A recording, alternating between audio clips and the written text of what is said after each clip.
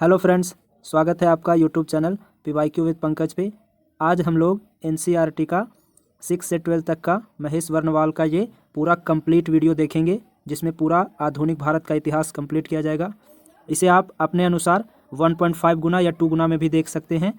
तो चलिए शुरू करते हैं।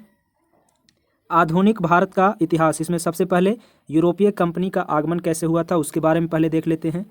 देखिए, व्यापार हेतु समुद्री मार्ग से अगर कोई सबसे पहले भारत आया था यूरोपीय, तो वो पुर्तगाली थे। याद रखिएगा, यूरोप से भारत आने वाला समुद्री मार्ग की खोज किसके द्वारा किया गया था, यानी भारत का खोज जो समुद्री मार्ग से किया था वो वास्को डी गामा किया था। तो कब आया था ये भारत? तो 17 मई 1498 ईस्वी को। कालीकट बंदरगाह के तट पर किसने वास्को डी गामा का स्वागत किया था, यानी वास्को डी गामा भारत का खोज किया, या फिर वास्को डी गामा जब कालीकट बंदरगाह केरल में जब आया था तो वहाँ उसका स्वागत किसने किया था? तो वहाँ के स्थानीय शासक थे जमोरिन, तो इसी ने उसका स्वागत किया था। आगे देखते हैं। पुर्तगालियों ने भारत में सबसे पहले व्यापारिक कोठी कहाँ स्थापित किया था? तो कोचीन में। कोची में सबसे पहला फैक्ट्री पुर्तगाली लगाया था। पुर्तगाली उपनिवेश का प्रथम वायसराय कौन नियुक्त किया गया था? तो फ्रांसिस्को डी अल्मेडा, यानी पुर्तगाली उपनिवेश के द्वारा इंडिया में उसको वायसराय बनाया गया था। सबसे पहले पुर्तगाली वायसराय कहेगा तो फ्रांसिस्को डी अल्मेडा 1505 में, और ये आपको बता दें कि 1509 तक के रहा था। आगे देखिए, भारत में तंबाकू एवं प्रिंटिंग प्रेस की शुरुआत किसने किया था? तो ये भी पुर्तगाली ने किया है। यानी इंडिया में प्रिंटिंग प्रेस वाला और तंबाकू इस सब का खेती कौन शुरू किया? तो ये किया था यही पुर्तगाली लोग। भारत में पहला प्रिंटिंग प्रेस की स्थापना 1556 में गोवा में पहला लगाया गया था प्रिंटिंग प्रेस वाला। हिंद महासागर में व्यापार को नियंत्रित करने के लिए शांत या नीले जल नीति किसने लागू किया था? इसको ब्लू वाटर पॉलिसी कहते हैं। तो ये फ्रांसिस्को डी अल्मेडा ने लागू किया था। आगे देखिए, और भी अन्य देश हैं, जैसे वास्को डी गामा भारत के खोज किया है वास्को डी गामा, अमेरिका के खोज किया है कोलंबस, ऑस्ट्रेलिया के खोज किया है कैप्टन कुक, तस्मानिया और न्यूजीलैंड का खोज किया है तस्मान, और केप ऑफ गुड होप का खोज किया है बार्थोलोम्यू डियाज ने। याद रखिएगा। आगे देख लीजिए, अब भारत में पुर्तगाली शक्ति का वास्तविक संस्थापक किसे मानते हैं? तो ये अल्बुकर्क को मानते हैं कि इंडिया में अगर पुर्तगाली शक्ति का मतलब वास्तविक संस्थापक कौन है तो अल्बुकर्क है, लेकिन सबसे पहला कहेगा तो अल्मीडा होगा, फ्रांसिस्को दे अल्मीडा। आगे देखिए, कौन सा वायसराय जो अपने काल में गोवा में पुर्तगालियों को औपचारिक मुख्यालय बनाया था? यानी पुर्तगालियों का मुख्यालय गोवा को किसने बनाया था? तो नीनो डी कुन्हा ने बनाया था। पुर्तगालियों ने हिंद महासागर क्षेत्र में व्यापार पर नियंत्रण स्थापित करने के लिए कार्टेज अल्मेडा काफिला पद्धति का शुरुआत किया था। याद रखिएगा, ये मतलब पद्धति की शुरुआत कौन किया था? तो पुर्तगाली लोग किया था। पुर्तगालियों के बाद भारत में व्यापार करने के लिए कौन आए? तो डच आए। डच यानी हॉलैंड, और इसको अब वर्तमान में नीदरलैंड बोलते हैं। अब यहाँ देख लीजिए कि भारत में विदेशी कंपनियों का आगमन कैसे कैसे हुआ, कौन देश को आया था, कब आया था, और पहला फैक्ट्री उसने कहाँ स्थापित किया? तो पुर्तगाली ईस्ट इंडिया कंपनी, ये पुर्तगाल देश के था, 1498 में आया कोचीन में, या कोची में पहला फैक्ट्री लगाया। अंग्रेजी ईस्ट इंडिया कंपनी, तो इसका था the government and company of merchant of London trading into the East Indies, ये कंपनी का नाम है। तो ये ब्रिटेन का था और ये 1600 में आया था, फैक्ट्री लगाया था कहाँ? सूरत में। उसी तरह से फिर United East India Company of Netherland, तो ये हॉलैंड देश का या नीदरलैंड का, ये 1602 में लगाया था मसूलीपट्टनम में सबसे पहले। डेनिश ईस्ट इंडिया कंपनी कब आया? तो ये डेनिश तो डेनमार्क के था, 1616 में आया। और बैंकोबार त्रावणकोर में लगाया था पहला फैक्ट्री। फ्रांसीसी ईस्ट इंडिया कंपनी, तो ये फ्रांस के था, ये 1664 में आया था, सूरत में पहला फैक्ट्री खोला था। आगे देखिए, अगर आगमन पूछेगा कि यूरोपीय व्यापारियों का आगमन, तो सबसे पहले पुर्तगाली आया, फिर डच आया, फिर ब्रिटिश आया, फिर डेनिश आया, फिर फ्रांसीसी, उसके बाद स्वीडिश आया था। आगे देख लीजिए, यूरोपीय शक्तियों की भारत में पुर्तगाल कंपनी ने सबसे पहले 1498 में प्रवेश किया और सबसे लास्ट में गया। यानी कहने का मतलब है कि कौन सा यूरोपीय कंपनी इतने मनी आया, तो मतलब कौन सबसे पहले आया लेकिन सबसे बाद में गया, तो हो जाएगा पुर्तगाल। आगे देख लीजिए, किस यूरोपीय शक्ति द्वारा भारत से मसालों के निर्यात में स्थान पर कपड़ों के निर्यात को प्राथमिकता दिया गया? यानी मसाला से ज़्यादा इन लोग कपड़ा के निर्यात को प्राथमिकता दिया, डच लोग। भारत के साथ व्यापार के लिए संयुक्त पूंजी कंपनी के कौन लगाया था? तो ये डच लगाया था। 1759 में बेदरा का युद्ध हुआ था, किसके किसके बीच? डच और अंग्रेज के बीच। ब्रिटिश ईस्ट इंडिया कंपनी जब इंडिया में स्थापना कर रहा था तो उस समय भारत का सम्राट कौन था? तो ये अकबर था। ब्रिटिश सम्राट जेम्स प्रथम का दूत बन करके भारत में व्यापारिक कोठी स्थापित करने के उद्देश्य से जहांगीर के दरबार में आने वाला ब्रिटिश नागरिक, तो ये कैप्टन हॉकिंस था। अकबर के बाद जहांगीर राजा बना था मुगल का, तो जहांगीर के दरबार में कैप्टन हॉकिंस गया था कोठी स्थापित करने के उद्देश्य से अनुमति लेने के लिए। ब्रिटिश ईस्ट इंडिया कंपनी द्वारा भारत में प्रथम अस्थायी कारखाना मसूलीपट्टनम में 1611 में और प्रथम अस्थायी कारखाना तो सूरत में 1613 में स्थापना किया गया। यानी ब्रिटेन का पहला फैक्ट्री मसूलीपट्टनम बना था, लेकिन वो अस्थायी था, और पहला अगर पूछेगा तो ये सूरत हो जाएगा 1613 में। आगे देखिए, ईस्ट इंडिया कंपनी किस गवर्नर मतलब अंग्रेज गवर्नर जनरल को, मतलब जो औरंगजेब द्वारा भारत से निष्कासित, भारत से भगाया था औरंगजेब उसको, तो ये सर जॉन चाइल्ड था, याद रखिएगा, ये पूछता भी है। फिर आगे देखिए, हैमिल्टन द्वारा सफल उपचार किए जाने के कारण किस मुगल बादशाह द्वारा ईस्ट इंडिया कंपनी के लिए 1717 में महाधिकार पत्र जारी किया था? तो 1717 में जो महाधिकार पत्र जारी किया था वो फारूक सिया था, मुगल के बादशाह। आगे देखिए, 1661 में इंग्लैंड के राजा चार्ल्स द्वितीय का विवाह हो गया किससे? पुर्तगाल के राजकुमारी से। यानी इंग्लैंड के राजा है और पुर्तगाल के राजकुमारी है, 1661 में शादी हुआ है। और इसी अवसर पर पुर्तगाली का किया कि चार्ल्स द्वितीय को दहेज के रूप में बम्बई दे दिया। तो 1668 में फिर चार्ल्स द्वितीय ने 10 पाउंड के वार्षिक किराया पर बम्बई को ईस्ट इंडिया कंपनी को फिर दे दिया था। अब इसको गिफ्ट मिला था चार्ल्स द्वितीय को, ये दे दिया ईस्ट इंडिया कंपनी को कि 10 पाउंड हमको देवल कीजिएगा, आप रख लीजिए पूरा बम्बई शहर, तो उसको दे दिया। अब यहाँ देखिए, पुर्तगाल प्रमुख शहरों के संस्थापक, जैसे कलकत्ता शहर के संस्थापक कौन है? तो जॉब चर्नॉक है। मद्रास के कौन है? तो फ्रांसिस डे है।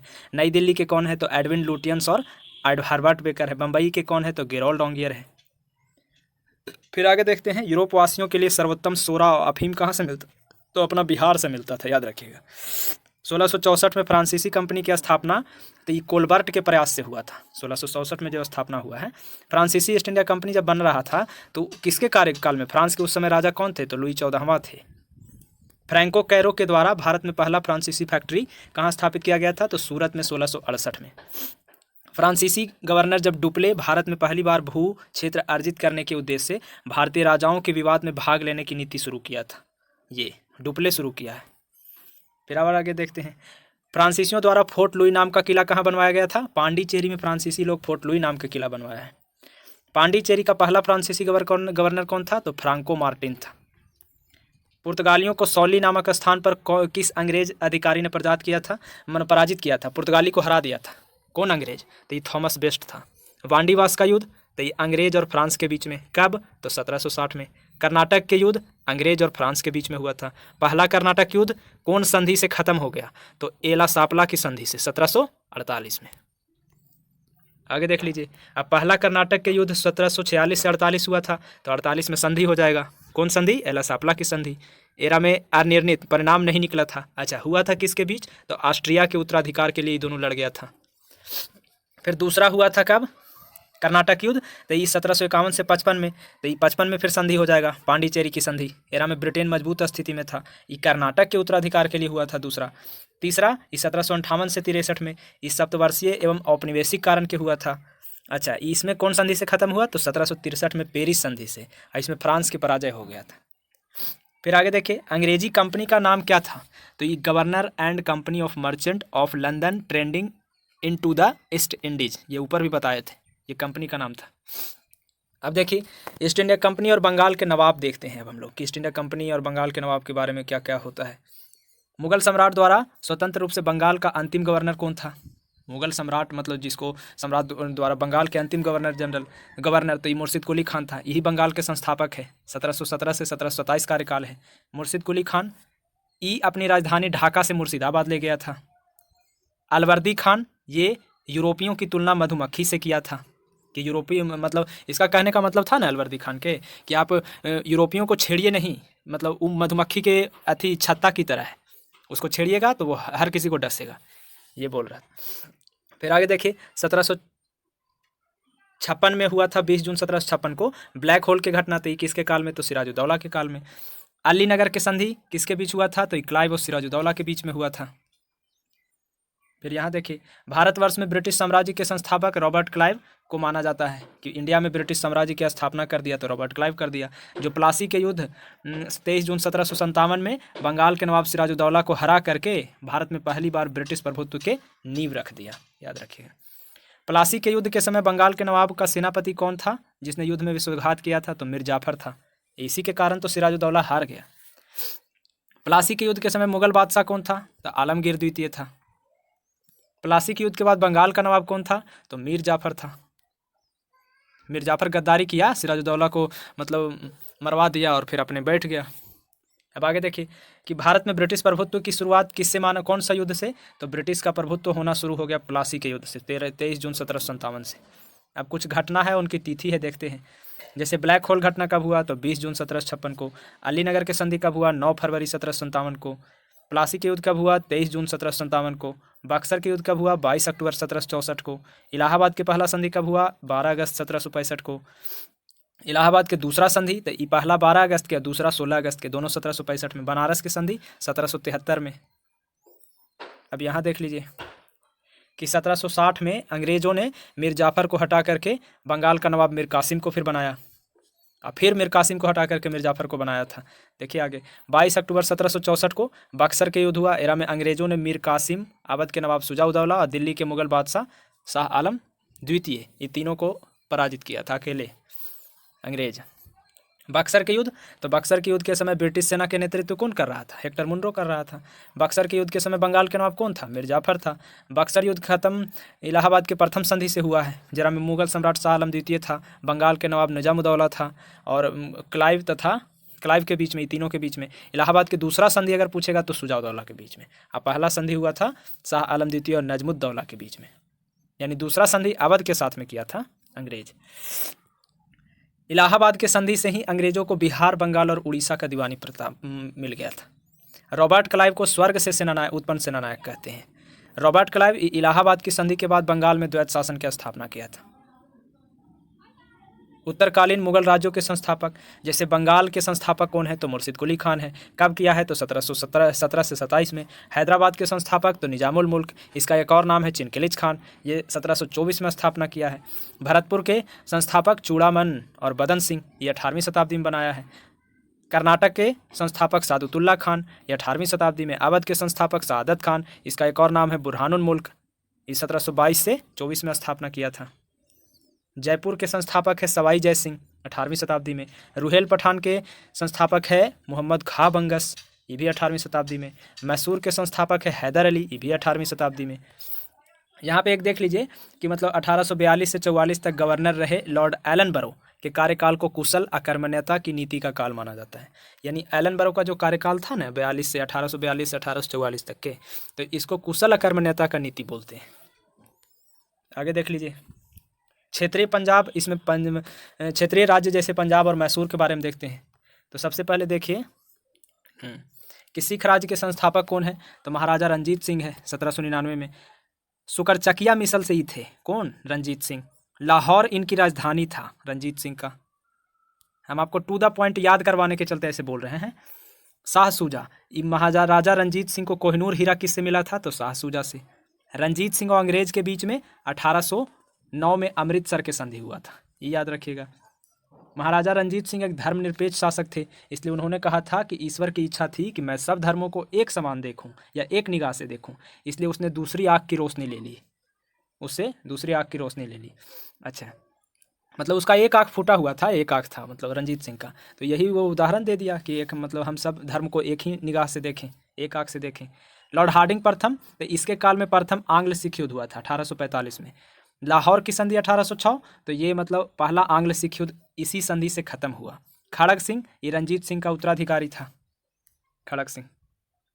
अब कुछ संधि देख लीजिए, जैसे पुरंदर की संधि 1665 में, बड़गांव 1779 में, सालाबाई 1782 में, देवगांव 1803 में, सुरजी अर्जुन गांव 1803 में, पूना की संधि 1817 में, लाहौर की संधि 1806 में, अमृतसर के 1809 में।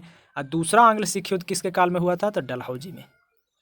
चिलियान वाला युद्ध हुआ था 1849 में, 13 में अंग्रेज की तरफ से कौन था, तो लॉर्ड गफ था। सिख साम्राज्य के अंतिम शासक कौन है, तो दिलीप सिंह है। डलहौजी के काल में 1849 में सिख साम्राज्य के मतलब विलय कर दिया गया था, याद रखिएगा। यानी पंजाब का विलय भी पूछेगा तो 1849 से होगा। आगे देखते हैं कि हैदर अली जो है ये मैसूर की स्थापना किया था स्वतंत्र राज्य के रूप में। अब हम लोग देखेंगे आंग्ल मैसूर युद्ध। एरा में पहला आंग्ल मैसूर युद्ध कब हुआ, तो 1767 से 1769, 9 होगा 1769 तक की। और ये लास्ट वाला जो होगा ना, ये मतलब इसमें संधि हो जाएगा तब फिर युद्ध खत्म हो जाएगा। जैसे 1767 से 69, तो 69 में देखिए आपका मद्रास की संधि हो गया। दूसरा आंग्लिक युद्ध तो 80 से 84, 13 में 84 में मंगलौर की संधि हो गया।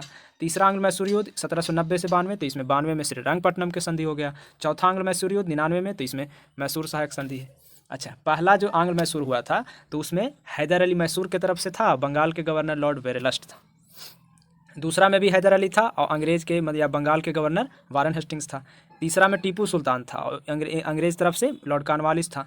चौथा में टीपू सुल्तान था और अंग्रेज़ की तरफ से बंगाल के गवर्नर तो ये लॉर्ड वेलेज अली था। पहला आंग्ल युद्ध हुआ था 13 में। हैदर अली जो है ना वो भारत का प्रथम शासक था जो अंग्रेज़ से हारा नहीं था, पहला में। दूसरा में हैदर अली की मृत्यु के बाद टीपू सुल्तान को बनाया गया था। दूसरा में हैदर अली की मृत्यु हो जाता है। तीसरा, ये टीपू सुल्तान की स्थिति कमज़ोर हो गया तीसरा आंग्ल मैसूर युद्ध में। और चौथा, टीपू सुल्तान की मृत्यु हो गया चौथा आंग्ल मैसूर युद्ध में। मैसूर में पुनः फिर वोडेयार वंश की स्थापना हो गया। अंग्रेज़ों ने वोडेयार वंश का शासक से सहायक संधि कर लिया। फिर यहाँ देखिए, सिख साम्राज्य के महाराजा रंजीत सिंह जो थे, अरे यार हाँ देखिए, सिख साम्राज्य के महाराजा रंजीत सिंह, इसकी तुलना फ्रांसीसी यात्री विक्टर जाकमा ने नेपोलियन से किया था। नेपोलियन से तुलना कर दिया है रंजीत सिंह का, किसने? Victor Jacquemont. अब हम लोग देखेंगे कि ब्रिटिश राजनीतिक एवं प्रशासन नीतियाँ। इसमें पहला देखिए कि अंग्रेजों ने भारत पर वास्तविक राजनीतिक नियंत्रण कब शुरू किया, तो इलाहाबाद के संधि से 1765 में, यानी राजनीतिक नियंत्रण के बारे में बोल रहा है। बंगाल में द्वैत शासन किसके द्वारा? रॉबर्ट क्लाइव के द्वारा या लॉर्ड क्लाइव। वारन हेस्टिंग्स वही द्वैत शासन को खत्म किया था, यानी लॉर्ड क्लाइव लागू किया और वारन हेस्टिंग्स खत्म किया। 1772 में खत्म हो गया था। वारन हेस्टिंग्स को भारत में न्यायिक सेवा का जन्मदाता मानते हैं। वारन हेस्टिंग्स के कार्यकाल रेगुलेटिंग एक्ट आया था, एकरे में आया था रेगुलेटिंग एक्ट 1773 वाला, जिसमें 1774 में फिर कलकत्ता में सुप्रीम कोर्ट की स्थापना किया गया और एक पहला मुख्य न्यायाधीश बनाया गया था एलिजाह इम्पे को। फिर आगे देखिए, लॉर्ड कॉर्नवालिस, ये भारत में पुलिस सेवा और सिविल सेवा के जन्मदाता है। सत्येंद्र नाथ टैगोर, तो ये 1863 में पहली बार ICS अधिकारी बनने का गौरव मिला है। ब्रिटिश भारत में लोक सेवा संबंधी आयोग जैसे एचिंसन आयोग, तो ये 1886 में, किसके काल में? तो लॉर्ड डफरिन में आया था। इस्लिंगटन आयोग, तो ये 1912 में, लॉर्ड हार्डिंग द्वितीय में। ली आयोग 1923 में, लॉर्ड रीडिंग में। ये सब लोक सेवा से संबंधित आयोग है, याद रखिएगा। एचिंसन, इस्लिंगटन और ली, तीनों के ईस्वी देख लीजिए और तीनों का गवर्नर जनरल देख लीजिए। अब आगे चलते हैं।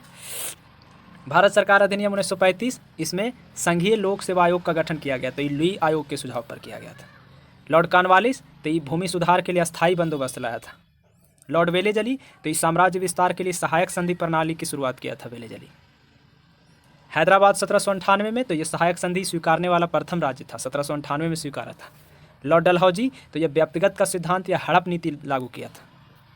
अब यहाँ देखते हैं, राज्य हड़प नीति में क्या कहा गया था कि ऐसे राज्य जिनका निर्माण अंग्रेज के सहयोग से हुआ है और उनके राज्य के अगर उत्तराधिकारी के लिए गोद लेने का अधिकार प्राप्त नहीं होगा, यानी ऐसा मतलब कोई राज्य जिसका राजा का कोई बेटा नहीं हो, तो वो ऐसा नहीं करेगा कि बेटा नहीं है तो किसी को गोद लेकर के उत्तराधिकार घोषित करेगा। ये अंग्रेज मना किया था, इसमें राज्य हड़प नीति यही था। आगे देखिए, आउटरम रिपोर्ट से क्या हुआ था, तो इसमें डलहौजी ने अवध का अधिग्रहण किया था। अवध को मतलब मिला लिया आउटरम रिपोर्ट के अनुसार। अब व्यक्तिगत सिद्धांत के अंतर्गत कौन कब अधिग्रहित हुआ था, अंग्रेज के कौन राज्य के कब हड़प लिया से देखिए। जैसे सतारा के, तो सतारा के 1848 में, जैतपुर के 1849 में, संभलपुर के 1849 में, बघाट के 50 में, उदयपुर के 52 में, झांसी के 53 में और नागपुर के 54 में और अवध को 1856 में अधिग्रहित कर लिया था। अच्छा, चतुराईपूर्ण निष्क्रियता की नीति किससे संबंधित है, तो ये जॉन लॉरेंस से संबंधित है। लॉर्ड कैनिंग, तो ये भारत में ईस्ट इंडिया कंपनी का शासन खत्म हो गया गवर्नर जनरल के कार्यकाल में। ईस्ट इंडिया कंपनी मतलब फिर चला गया, अब अंग्रेज डायरेक्ट शासन करेगा। फिर आगे देखिए, लॉर्ड कैनिंग, ये भारतीय दंड संहिता एकरे में आया था 1800 में, ये 1861 में, और IPC जिसको बोलते हैं इंडियन पैनल कोड, कैनिंग के काल में आया था। फिर आगे देखिए, राज उपाधि अधिनियम 1876 पारित करके महारानी विक्टोरिया को कैसर हिंद की उपाधि प्रदान किया गया था। फिर यहाँ देखिए, लॉर्ड लिटन के काल में अकाल आयोग, कौन सा अकाल आयोग गठन किया गया था, तो अस्ट्रेची। 1880 का पहला आयोग यही है अकाल के बारे में, अस्ट्रेची आयोग, लॉर्ड लिटन में। रिपन को, तो ये भारत में स्थानीय स्वशासन के जनक हैं। आगे देखिए, ब्रिटिश काल में विभिन्न क्षेत्र पर अधिकार, जैसे नेपाल पर, तो ये 1816 में लॉर्ड हेस्टिंग्स किया था। सिंध पर अधिकार, तो 1843 में लॉर्ड एलनबरो किया था। भूटान पर ये 1865 में लॉर्ड लॉरेंस किया था। बर्मा पर 1885 में ये लॉर्ड डफरिन के काल में, बर्मा डफरिन में, और नेपाल लॉर्ड हेस्टिंग्स में। बाकी ईस्वी आप देख लीजिए। अब यहाँ देखिए कि 1849 में ब्रिटिश शासन में पंजाब का विलय हुआ, बोले थे ना पंजाब का विलय 1849 में। डलहौजी का कार्यकाल पूछेगा तो 1848 से 56 तक के है। अब हम लोग देखेंगे कि ब्रिटिश शासन पर भारतीय अर्थव्यवस्था का क्या प्रभाव पड़ रहा था। तो दादा भाई नौरोजी एगो मतलब सिद्धांत दिया था, धन निष्कासन का सिद्धांत, ड्रेन ऑफ वेल्थ थ्योरी। किसने दिया था? दादा भाई नौरोजी। इनका कहना था ना कि इंडिया से सारा जो भी संसाधन है वो एकदम ढो रहा है अंग्रेज, मतलब सब यहाँ से लेके भाग रहा है। आगे देखिए, ये पुस्तक में 1892 में लिबरल पार्टी के टिकट पर ब्रिटिश हाउस ऑफ कॉमन्स में चुने जाने वाले पहले भारतीय तो ये दादा भाई नौरोजी ही थे। दादा भाई नौरोजी, इनके पुस्तक का नाम है poverty and the unBritish rule of India. Karl Marx, तो भारत में ब्रिटिश आर्थिक नीति एक घिनौना है, ये विचार दिया था कार्ल मार्क्स ने। रजनीपाल दत्त, तो ये औपनिवेशिक अर्थव्यवस्था का श्रेष्ठतम पुस्तक है, इंडिया टुडे के लेखक हैं ये। जेन टाटा, तो ये टिस्को की स्थापना किए हैं 1907 में, TISCO, Tata and steel in iron company. फिर आगे देखिए, महात्मा गांधी, तो ये कुटीर उद्योग के विकास के लिए ऑल इंडिया स्पिनर्स एसोसिएशन की स्थापना किए थे। कवासजी डावर, तो ये 1854 में Bombay spinning and weaving company, जो सूती वस्त्र का फैक्ट्री है, वो स्थापना किए थे। श्री रामपुर बंगाल में, तो पहला जूट मिल 1855 में। भारत का पहला चाय बागान, तो ये 1833 में बना था। के एम पनिक्कर, तो ये 1765 से 72 तक के काल को डाकू राज बोले थे, के एम पनिक्कर ने, 65 से 72 तक के। और चाय बागान भी याद रखिएगा, पहला 1833 में। अब हम लोग देखेंगे प्रमुख कृषि पद्धति, जैसे तिनकटिया पत्ती के नाम आप सुने होंगे, तो ये था का ने कि मतलब चंपारण बिहार में किसान को अपने मालिकों को अंग्रेजों बागान मालिकों के अनुबंध पर अपनी भूमि का 3/20 भाग नील की खेती करना अनिवार्य कर दिया था। ये था कि आपका अगर 20 कट्ठा ज़मीन है तो 3 कट्ठा में आप नील की खेती करिए, ऐसा कहना था। ये तो गलत है। फिर ददनी प्रथा, तो इस प्रथा में ब्रिटिश व्यापारी भारतीय उत्पादकों, कारीगर, शिल्पियों आदि से निर्मित माल प्राप्त करने के लिए अग्रिम अथवा पेशगी के रूप में धन देते थे ददनी प्रथा में, ये भी गलत था, कृषि से था। अब देखिए, अब हम लोग देखेंगे कि ब्रिटिश कालीन भू राजस्व व्यवस्था, भू राजस्व को नियंत्रण करने के लिए 3 गो लाया था, अस्थाई या जमींदारी एक ही बोलते हैं, अस्थाई बंदोबस्त या जमींदारी बंदोबस्त, फिर रैयतवाड़ी और एगो महालवाड़ी। तो अस्थाई या जमींदारी आया था लॉर्ड कॉर्नवालिस में, कब? 1793 में। रैयतवाड़ी आया था टॉमस मुनरो में, कब? 1820 में। महालवाड़ी आया था हॉल्ट मैगजी में, कब? 1822 में। अच्छा, ये आया था तो कहाँ कहाँ लागू हुआ? तो ये सब जगह में, बंगाल, बिहार, उड़ीसा, यूपी, बनारस, उत्तरी कर्नाटक। ये आया था रैयतवाड़ी तो मद्रास, बम्बई और असम में, और महालवाड़ी यूपी, मध्य प्रांत और पंजाब में। फिर देखिए यहाँ से, हाँ, ये स्थाई बंदोबस्त आया था, तो ये ब्रिटिश पूरा टोटल भाग का मतलब इंडिया में 19% पर लगाया गया था, मतलब समस्त ब्रिटिश भारत का 19% भाग पर। फिर ये रैयतवाड़ी आया था तो समस्त ब्रिटिश भारत का 51% भूभाग पर लागू हुआ था, और ई महालवाड़ी आया था तो 30% पर लागू हुआ था। इसमें अस्थाई में था कि भूमि अधिग्रहण सदैव जमींदार मतलब जिम्मेदार है, और इसमें किसान मालिक था, और इसमें भूमि पर गांव का अधिकार था, ऐरा में जमींदार के अधिकार था। फिर देखिए, ब्रिटिश सरकार को राजस्व देना जिम्मेदारी किसका था? तो ये जमींदार के था। इसमें किसान देता था राजस्व, और इसमें जो है गाँवों के मुखिया देता था, यानी गाँव का महाल जो होता है ना वो। अच्छा, इसमें कर के दर 33 से 55% था, इसमें कर के दर 60% तक के था, इसमें कर के दर नहीं दिया है। वो तो जमींदार अपन मन से वसूलता था, 1/10 भाग, 1/11 यानी 10 में 10 भाग दे देता था, 1 भाग रख लेता था। अब प्रभाव देख लीजिए, तो पारंपरिक अर्थव्यवस्था का विघटन, कृषकों की दरिद्रता, कृषक में ठहराव तथा अवनीत हुआ था, पुराने जमींदारों का उन्मूलन और नए जमींदार उदय हो गया, कृषि का वाणिज्यीकरण हो गया। अब हम लोग देखेंगे कि कौन सा ऐसा व्यवस्था था जिसमें कौन सी भू राजस्व व्यवस्था जिसमें सबसे ज़्यादा ब्रिटिश क्षेत्र पर लागू हुआ था? रैयतवाड़ी, अब ये ना पढ़ें कि 51% भूभाग पर लागू हुआ था। अस्थाई बंदोबस्त, ये भू राजस्व के निर्धारण से है। रेलवे के जनक, तो ये डलहौजी है, महाराष्ट्र में 1853 में बम्बई से ठाणे तक प्रथम रेल चलाया था। गवर्नर जनरल वारेन हेस्टिंग्स ने फार्मिंग सिस्टम के प्रारंभ भू राजस्व की वसूली के लिए किया था। फिर यहाँ अब हम लोग देखेंगे 1857 की क्रांति। तो चलिए शुरू करते हैं। 1857 की क्रांति कहाँ से शुरू हुआ? मेरठ से। कब डेट था? 10 मई 1857 को। बैरकपुर पश्चिम बंगाल, मंगल पांडे इसी स्थान पर विद्रोह किए थे, 34वीं रेजिमेंट में थे ये। कमल और रोटी, तो ये 1857 के प्रतीक है स्वातंत्रता संग्राम के। फिर एनफील्ड राइफल में चर्बी वाले कारतूसों का प्रयोग, यही कारण बना। एगो राइफल था जरा में चर्बी वाला कारतूस था, उसको मुंह से काटना पड़ता था, और इन लोग नहीं मतलब चाहता था कि हम कारतूस को मुंह से काटेंगे, चर्बी है उसमें, तो 1857 में यही विद्रोह का कारण बना।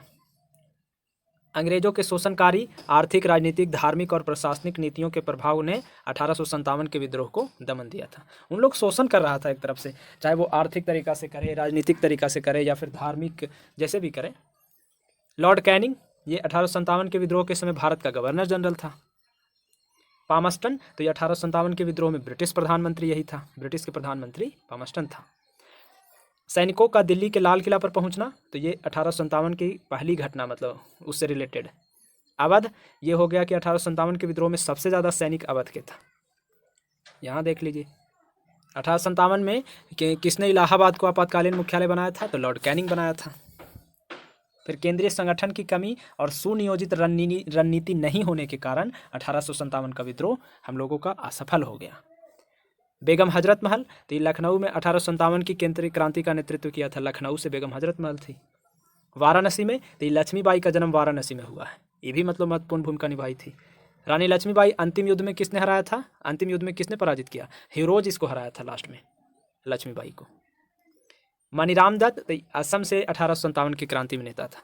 मौलवी अहमदुल्ला तो ये फैजाबाद से नेता था, ये मतलब फैजाबाद के ही था, अहमदुल्ला नेतृत्व कर रहा था और इसके लिए 50,000 इनाम रखा था अंग्रेज कि इसको पकड़ के लाओ। फिर देखिए तात्या टोपे जिसका वास्तविक नाम रामचंद्र पांडुरंग है, तो ये कानपुर के विद्रोह का नेतृत्व कर रहे हैं। नाना साहेब ने किसे अपना सेनापति बनाया था, तो तात्या टोपे को बनाया था। बख्त खान तो ये था कि बहादुर शाह जफर का ही सेनापति था बख्त खान, और नाना साहेब के सेनापति तात्या टोपे, दोनों याद रखिएगा। अब हम लोग देखेंगे कि 1857 का जो विद्रोह के प्रमुख केंद्र और विद्रोही नेता, जैसे दिल्ली से बहादुर शाह द्वितीय था या बख्त खान, और इसमें अंग्रेज कौन थे, तो निकलसन हडसन जो दबा रहे थे उसको। फिर लखनऊ से विद्रोही नेता हम लोग तरफ से तो ये था बेगम हजरत महल और विजरिस कादिर, ये कैपेबल था होने से अंग्रेज। झांसी ग्वालियर से तो झांसी से लक्ष्मीबाई और ग्वालियर से तात्या टोपे होने से जनरल हीरोज था। कानपुर से नाना साहेब तात्या टोपे होने से कैपेबल था। इलाहाबाद से लियाकत अली होने से कर्नल नील था। फैजाबाद से अहमदुल्ला और उधर से कर्नल नील था। जगदीशपुर से कुंवर सिंह अमर सिंह और उधर से टेलर आयर था। बरेली से खान बहादुर खान, उधर से विंसेंट आयर था। और फतेहपुर से अजीमुल्ला और उधर से जनरल रेनर्ड था। ये सब ईस्वी जो है 1857 ही है लगभग में, ये वाला। 1857 के विद्रोह के समय मुगल सम्राट बहादुर शाह जफर थे और मतलब मुगल शासक थे ये, और इस विद्रोह के अखिल भारतीय नेता माना गया है इसीलिए इनको। अब हम लोग देखेंगे यहाँ से वर्ष 1857 के विद्रोह के दमन के बाद भारत शासन अधिनियम आ गया 1858, और इसी के माध्यम से फिर भारत का शासन ईस्ट इंडिया कंपनी के हाथ से निकल गया और चल गया ब्रिटिश क्राउन के हाथ में।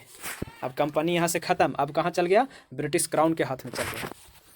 आगे देखिए महारानी विक्टोरिया ये भारतीय प्रशासन को ब्रिटिश ताज के नियंत्रण में लेने की घोषणा कब किया था, 1 नवंबर 1858 से, कि अब जो है ब्रिटिश अब हमारे नियंत्रण से चलेगा।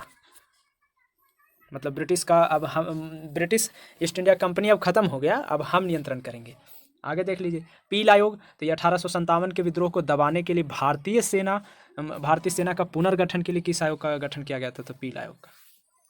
फिर कैनिंग तो ये था कि प्रथम वायसराय बना था 1858 में, जब गवर्नर जनरल पद का नाम चेंज हुआ, वायसराय हुआ, तो कैनिंग था पहला। मिर्जा गालिब तो ये 1857 में कौन सा शायर अंग्रेजों का आलोचक रहा था, उन लोग की आलोचना किया था मिर्जा गालिब। भारत में शिक्षित मध्यम वर्ग और जमींदार ये दोनों 1857 के विद्रोह से तटस्थ थे। सोचिए जमींदार और जितना शिक्षित वर्ग था, शिक्षित मध्य वर्ग, वो सब 1857 के विद्रोह से दूर था। आगे देखते हैं 1857 के विद्रोह के कारण पर भारतीय भाषा में लिखने वाला प्रथम भारतीय तो सर सैयद अहमद खान।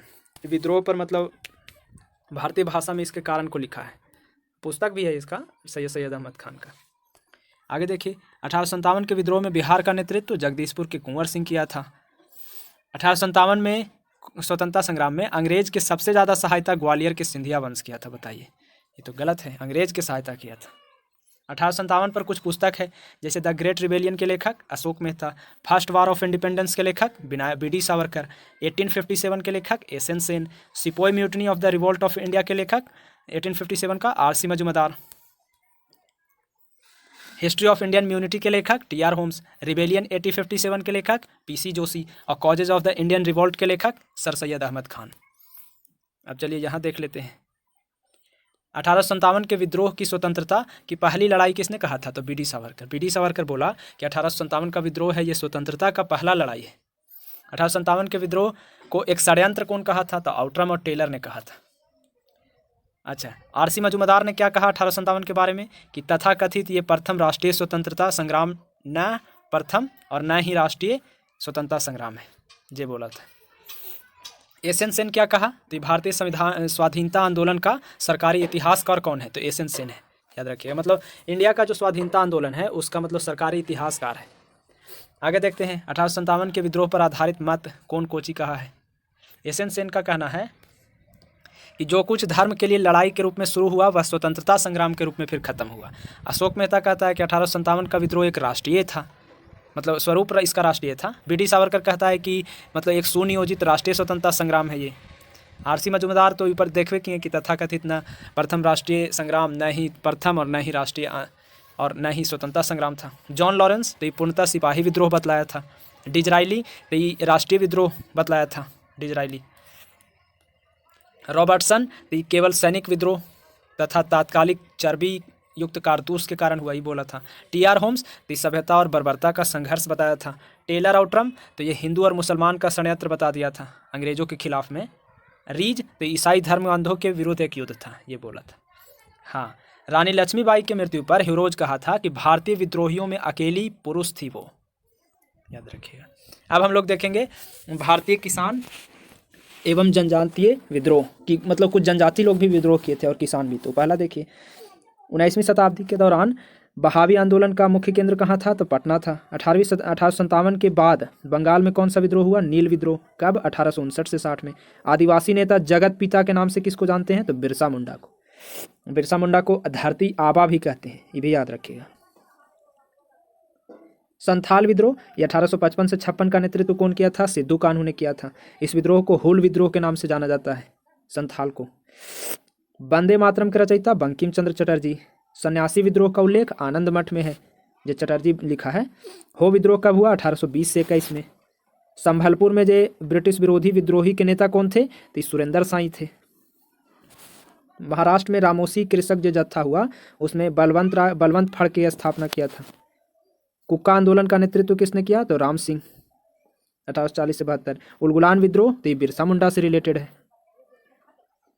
बिरसा मुंडा किस जनजाति, किस राज्य से थे? तो झारखंड से थे। नील कृषकों की दुर्दशा का मतलब एगो नाटक है नील दर्पण, तो उसके लेखक है दीनबंधु मित्र। पागलपंथी विद्रोह किस क्षेत्र में? तो ये गारो पहाड़ी में, शेरपुर से गारो पहाड़ी तक के। फराइजी विद्रोह के नेता तो ये दादू मियाँ। छोटा नागपुर जनजाति का विद्रोह हुआ था, तो ये हुआ था 1820 में।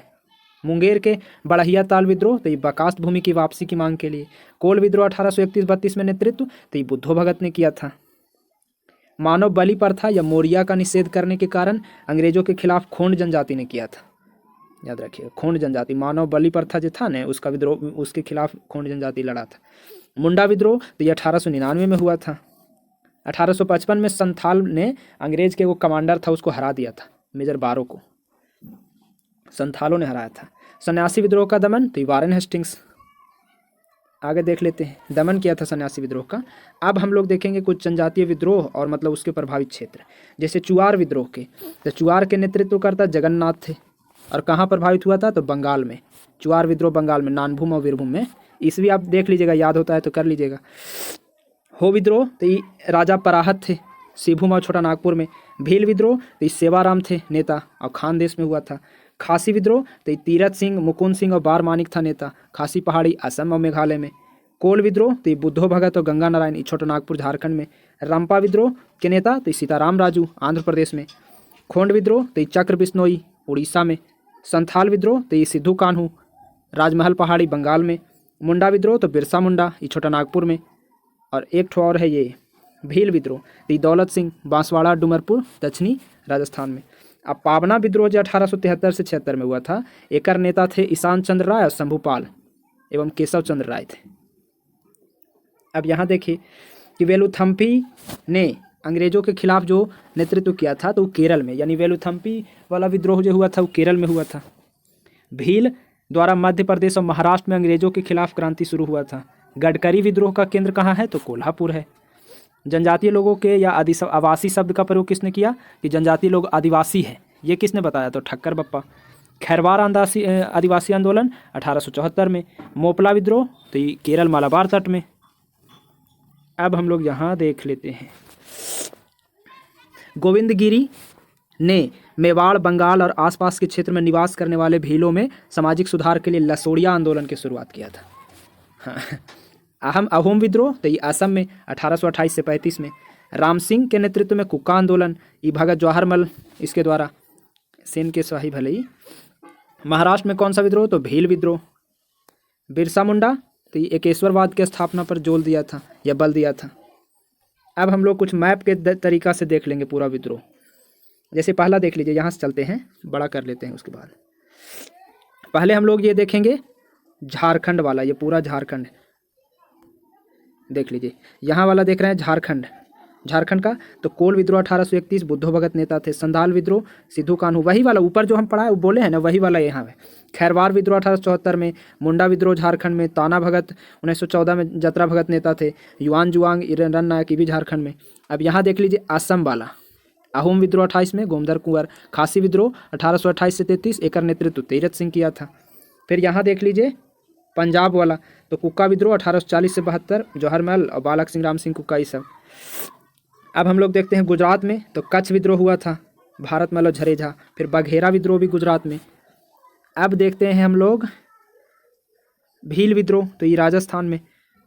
और इधर भी देख लेते हैं, यहाँ देख लीजिए मणिपुर में कुक्की विद्रोह। और फिर नागालैंड में नागा विद्रोह, रानी गौड़ी ने ली थी 1931 में।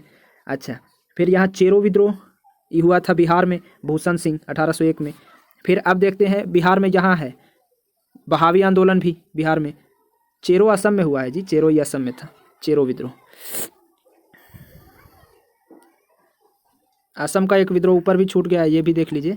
असम का ये था, ये अहोम विद्रोह और खासी विद्रोह देख लिए थे। अब बिहार का पहले देखिए, बहावी ये अहमद बरेलवी था। सन्यासी विद्रोह बिहार में, एक मतलब गिरी संप्रदाय। फकीर विद्रोह बिहार में, मजनू शाह चिराग। फिर पागलपंथी बिहार में, करम शाह और टीपू। फराइजी विद्रोह तो ये दादू मियाँ यहाँ नीचे में। और फिर भूमिज विद्रोह। अब उड़ीसा का देख लीजिए, खोंड विद्रोह, चक्र बिसोई, पाइका विद्रोह 1817, बक्सी जगबंधु, संबलपुरी, सुरेंद्र साई। पूर्वी गोदावरी में कोया विद्रोह। आंध्र प्रदेश में तो रंपा विद्रोह, सीताराम राजू नेता थे। और चेंच आदिवासी आंदोलन भी हुआ था, ये मोतीलाल तेजावत थे। अब यहाँ पॉलीग्रो का विद्रोह तमिलनाडु में, गंजाम विद्रोह भी तमिलनाडु में। कर्नाटक में किट्टूर विद्रोह हुआ था, चनप्पा ये दोनों थे। अब ये मैप वाला हम लोग देख लिए, रामोसी को देख लीजिएगा, ये पश्चिमी घाट में है। और गडकरी विद्रोह महाराष्ट्र में है। इसके साथ आपका मैप वाला खत्म हुआ। अब यहाँ एक देख लीजिए कि गंगा केनी रंगा बायकुल्लू, भारतीय स्वतंत्रता सेनानी, संसद नेता, भारतीय किसान आंदोलन के पिता है।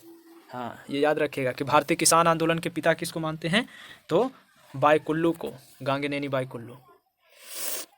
अब कुछ किसान आंदोलन और देखते हैं, जैसे मोपला इलाके। मैप में हम लोग सब देख लिए हैं पूरा।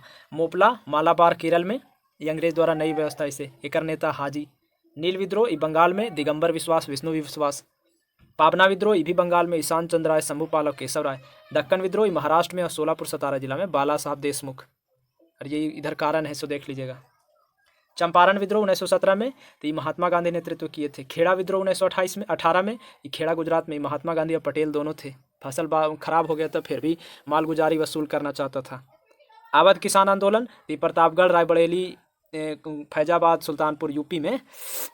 इसमें नेता थे बाबा रामचंद्र और एगो झिंगुरी लाल सिंह।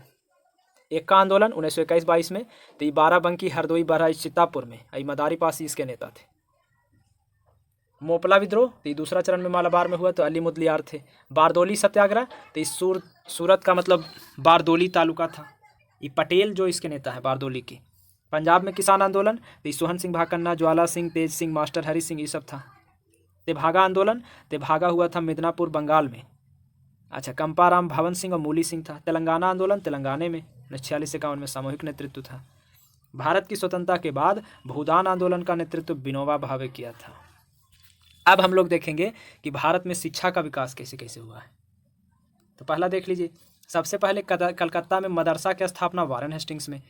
विलियम जोन्स ये 1784 में Calcutta Asiatic Society of Bengal की स्थापना किया था। William Jones Asiatic Society of Bengal के अधीन सबसे पहले भागवत गीता का अंग्रेजी में कौन किया, तो विल्किंस किया था। और कालिदास के वो था विज्ञान शकुंतलम, इसको अंग्रेजी में कौन किया, तो विलियम जोन्स किया। बनारस में पहला संस्कृत महाविद्यालय की स्थापना जोनाथन डंकन किया था। 1800 में असैन्य अधिकारी के ट्रेनिंग के लिए फोर्ट विलियम कॉलेज कौन बनवाया था किकर काल में? तो वेलेज अली के द्वारा। किस अधिनियम में शिक्षा के लिए 1 लाख रुपया खर्च हुआ? चार्टर अधिनियम 1813 में। आंग्ल प्राच्य विवाद किससे है? तो ये भारत में शिक्षा पद्धति को लागू करने के तरीकों से है। भारत में शिक्षा के प्रसार हेतु अलगाववादी यूरोपीय ज्ञान या फिर अंग्रेजी भाषा के समर्थक थे। प्राच्यवादी भारतीय पारंपरिक ज्ञान और भारतीय भाषा के समर्थक थे। यानी जो भी आंग्लवादी यूरोपीय ज्ञान था वो अंग्रेजी से था, प्राच्यवादी पारंपरिक ज्ञान से था। डाउनवर्ड फिल्ट्रेशन थ्योरी एक है कि मतलब शिक्षा से रिलेटेड अधोमुखी निस्यंदन सिद्धांत, इसके प्रवर्तक हैं ऑकलैंड। फिर लॉर्ड मैकाले इस शिक्षा पद्धति से है, अंग्रेजी शिक्षा पद्धति से। आधुनिक शिक्षा प्रणाली की शुरुआत कब से? तो 1835 के मैकाले के स्मरण पत्र से। अंग्रेजी शिक्षा का किस वायसराय के शासनकाल में? तो विलियम बेंटिक में। शिक्षा का मैग्ना कार्टा किसको कहते हैं? तो वुड डिस्पैच यानी 1854 वाला को कहते हैं। फिर देखिए 1937 में गांधी जी के द्वारा प्रस्तुत वर्धा योजना, ये शिक्षा से रिलेटेड है। अब हम लोग यहाँ देख लेते हैं। हाँ, ये देखिए कि वुड्स घोषणा पत्र के सुझाव पर कलकत्ता, बम्बई और मद्रास में विश्वविद्यालय की स्थापना किया गया था 1857 में। ये पूछा भी था यार। मनुस्मृति पहला ग्रंथ है जिसका मतलब सबसे पहले संस्कृत से अंग्रेजी भाषा में, मतलब मनुस्मृति का अंग्रेजी में इसका नाम था ए कोड ऑफ जेंटू लॉज नाम से आया था। आगे देखते हैं। फिर देखिए पेरिस स्थित जो एशियाटिक सोसाइटी है, रॉयल एशियाटिक सोसाइटी, उसके सदस्यता किस भारतीय को दिया गया था? पेरिस वाला के, सोचिए इंडियन को मधुसूदन दत्त थे, माइकल मधुसूदन दत्त। DK कर्वे ये बम्बई में पहले महिला विश्वविद्यालय की स्थापना किया है। मदन मोहन मालवीय ये भारतीय विश्वविद्यालय में धार्मिक शिक्षा के लिए किसने प्रबल रूप की वकालत किया? मदन मोहन मालवीय। फिर लॉर्ड हार्डिंग के द्वारा तो बनारस हिंदू विश्वविद्यालय का शिलान्यास हुआ है। भारत में शिक्षा के क्षेत्र में विकास के लिए एनी बेसेंट ने 1898 में सेंट्रल हिंदू कॉलेज की स्थापना किया था। आगे चल करके ये 1916 में मदन मोहन मालवीय जी इसको बनारस हिंदू विश्वविद्यालय में कन्वर्ट कर दिया। राजा राम मोहन राय तो ये 1817 में डेविड हेयर के साथ मिलकर के कलकत्ता में हिंदू कॉलेज की स्थापना किए थे 1817 में। जेम्स टॉमसन तो ये 1847 में रुड़की इंजीनियरिंग कॉलेज के रूप में भारत का पहला इंजीनियरिंग कॉलेज की स्थापना किए थे। यहाँ देख लीजिए कुछ शिक्षा आयोग, जैसे वुड डिस्पैच कब आया? 1854 में डलहौजी में। हंटर आयोग कब आया? 1882 में लॉर्ड रिपन में। रैले आयोग कब आया? तो विश्वविद्यालय आयोग इसी को बोलते हैं, 1902 में कर्जन के काल में। सैडलर आयोग कब आया? तो 1917 में चैम्सफोर्ड में। इंचकैप आयोग कब आया? 1923 में लॉर्ड रीडिंग में। हार्टोग समिति 1929 में इरविन में। ये सब इंपॉर्टेंट है, याद रखिएगा, काहे कि ये सब शिक्षा से रिलेटेड आयोग है। आगे देखते हैं। रैले आयोग 1932 है ना। हाँ, यहाँ देख लीजिए कि जैसे इंचकैप 1923 रीडिंग हो गया, हार्टोग 1929 में प्राथमिक शिक्षा के लिए लॉर्ड इरविन। लिंडसे आयोग ये प्रौढ़ शिक्षा के लिए 1929 लॉर्ड इरविन में ही। लिंडसे आयोग भी इरविन में 1929 में। सॉर्जेंट 1944 में बेवेल में। राधाकृष्णन आयोग 1948 में माउंटबेटन में। अब हम लोग चलते हैं, ये हार्टोग प्राथमिक से है और लिंडसे प्रौढ़ से है, दोनों 1929 में है। अब यहाँ देख लीजिए कि ये तो देख ही लिए थे कि 1937 में गांधी जी वर्धा योजना शिक्षा से रिलेटेड है। अब हम लोग भारत में आधुनिक भारत में प्रेस का विकास कैसे हुआ ये देखें। तो देखिए पहला है कि भारत में प्रथम समाचार पत्र बंगाल गजट मतलब किस वर्ष प्रकाशित हुआ? तो 1780 में जेम्स अगस्टस हिक्की के द्वारा। वार्नाक्यूलर प्रेस एक्ट कब आया? तो लॉर्ड लिटन के समय में। 1866 में ज्ञान पदायिनी पत्रिका के संस्थापक नवीन चंद्र राय थे। भारत में पहला सेंसरशिप प्रेस सेंसरशिप किसने लागू किया? तो लॉर्ड वेलेज अली किया। अल हिलाग और अल बलाग ये नामक पत्रिका किसके द्वारा? तो मौलाना अबुल कलाम आज़ाद के द्वारा। अमृत बाजार पत्रिका की स्थापना तो शिशिर घोष किया था।